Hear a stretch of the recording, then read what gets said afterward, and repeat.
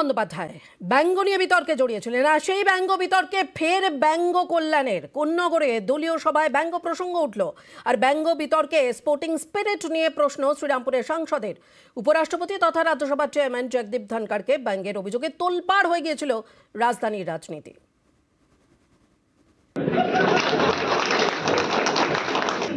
আবার উনি এদিক ওদিক দৌড়ন কিনা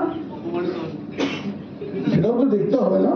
প্রতিবাদের ভাষা মজা করেও হয়, এটা তার অক্ষমতা, এটা অন্য কারোর অক্ষমতা নয়। যেটাকে স্পোর্টিংলি নেওয়া উচিত সেটাকে অন্যভাবে রাজনীতির জায়গায় নিয়ে যাবে। গ্রেট কার্টুনিস্ট ছিল শঙ্কর।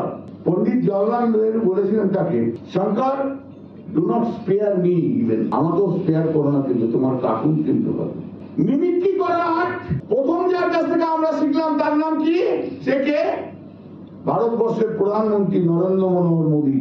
ভারতবর্ষের লোকসভায় দাঁড়িয়ে মিমিক্রি তো আমরা দেখলাম কার কাছ থেকে? অর্থমন্ত্রী নির্মলা সীতারামনের কাছ থেকে। তো আমরা তো তখন স্পোর্টিংলি নিয়েছি। All we have taken it very lightly, হিউমারাসলি। কিন্তু একজন যদি হিউমার না বুঝে কাঁদতে আরম্ভ করে, আমার তো কিছু করার নেই।